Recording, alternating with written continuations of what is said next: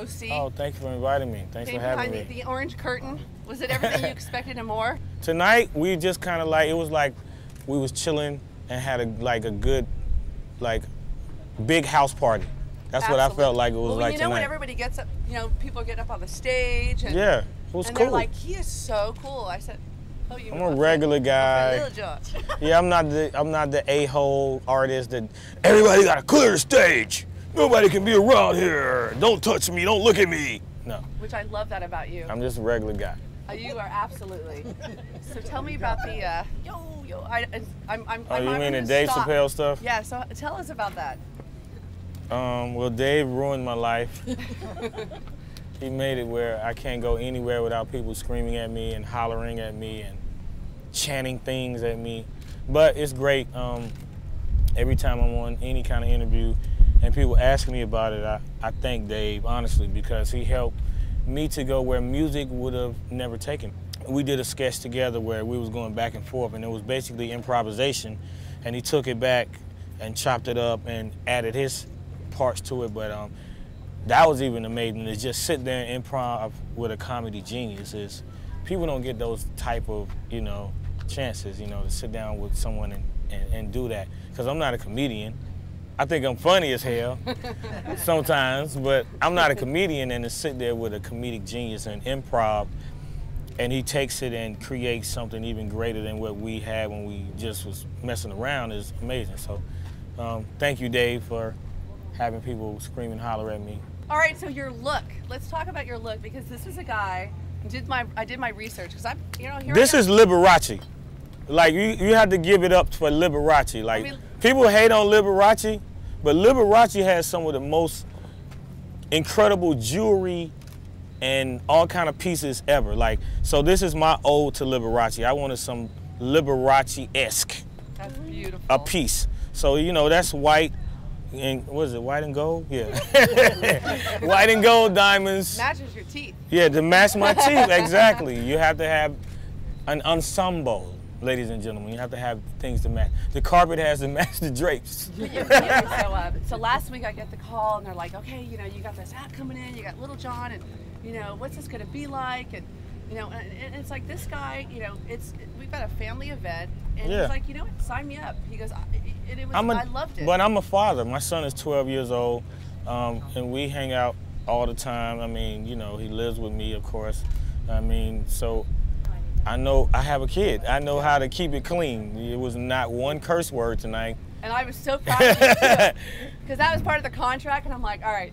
And I called afterwards. I met with my group, and they said, how's this going to be? I said, this guy, he's a professional. He understands it's a family environment, and you got it done. And so I don't normally do awesome clean events because I'm the most cursing-esque person in the world. But, I mean, hey, sometimes we got to keep it clean, ladies and gentlemen. We made some history tonight. Here we are. We're at, the Great Park. It's the first It's a nice festival. place. It's beautiful. We got the Giant Orange Festival. It's their first initial, the inaugural event, and I wanted to do it right. I'm like, we're bringing in a Grammy Award winner. I mean, oh, wow, you did some research. Oh, yeah. I feel special. I wasn't going to slum it. It's like, let's go big. Let's, Thank you. So I got Lil Jon. Well, you know what? I look at it like you can't start as a giant. You have to grow to be a giant. So it's a great starting point. The setup of the place is amazing. The people you had working for you the people that you had working for you are amazing. So I mean, it's a great starting point, and it's only room to grow. I started off, a lot of people don't know, I started off as a DJ in the 90s in Atlanta. And I was like the biggest DJ in Atlanta on the radio and everything. And then I went into behind the scenes doing A&R and production and stuff. So now I'm back on the scene, DJing again, just doing what is like the #1 passion, what I started off with. And also, I had the album out, Crunk Rock. So you gotta tell the white folk here. What is crunk? Because I explained it to my husband back there who... Crunk does not mean crazy and drunk. All right, so just repeat that, because as you pass that, into the Orange County... Crunk means like when you know how you crank your car up, right? Right. After you crank it up, it's crunk. It's crunk. So it's like really that simple, but it just turned into slang. And we say crunk for meaning like getting crazy, getting off the hook, getting kind of insane. Like now the new slogan is turned up. Like you turn the volume up on your car, but that's basically getting crunk. You know what I mean? So crunk is past tense of crank. So what's your next, what do you, which I love, and I'm glad too, because people were asking me, and I'm like, well, it doesn't mean that, but I didn't know exactly what it meant. But we have the energy drink, crunk energy drink. A lot of the people got the crunk sticks tonight. We introduced a brand new product to the energy market, and it's basically pixie sticks, but that give you energy. So it's our product, crunk, but in powdered form. Put it on your tongue, let it dissolve, and it makes you crazy like me. So yeah, we're gonna sell a trillion of those. So that's, you know, crunk energy drink. The album Crunk Rock, me DJing, Twitter, at Lil Jon, L-I-L-J-O-N. I gotta tell you too, J-O-N. So this poor guy, he's landing, he's getting off the plane, I'm on the phone, which I'm not exactly quiet.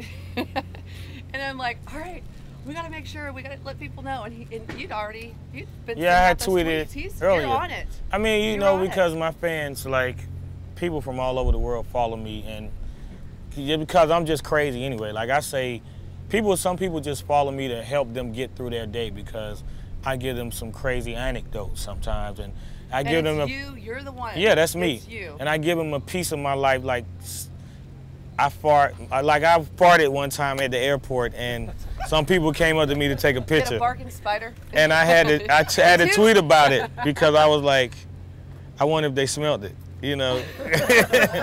You're a pretty hardcore businessman. I try to be. I mean and you can tell too, and just all the different pieces that you're working on and the things that you're doing.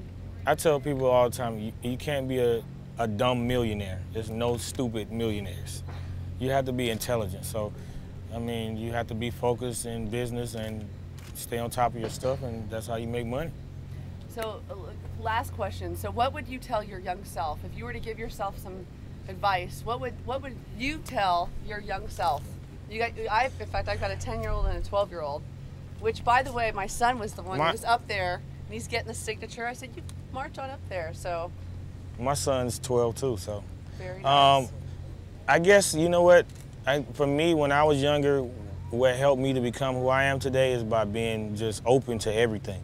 Like, even at a kid's age, you need to like live your life and be open to things that you normally might not do, or people you might not hang around. Just try things. Just, you know, you have to, it's like when you go somewhere to a crazy party and they have all these trays of food, and you never tried escargot or whatever.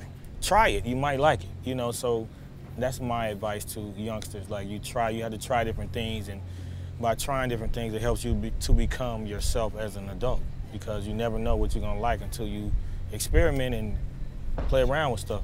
So that's what happened with me, because I was a skate, punk rock, new wave, crazy kid from Atlanta, Georgia, and I became who I am today. So I wanted to say thank you for coming out and really making this an amazing kick-off to, we'll be doing this for years to come, and we'll look back and we'll be like, remember when Lil Jon? Yeah, when I have all this gray dreads. I'll be a guest host. We'll have you come out at 65. So. Your kid's gonna be running the event. We're gonna be old as hell, drinking wine and cheese. I mean, that's the Orange County way. Wine and cheese, right?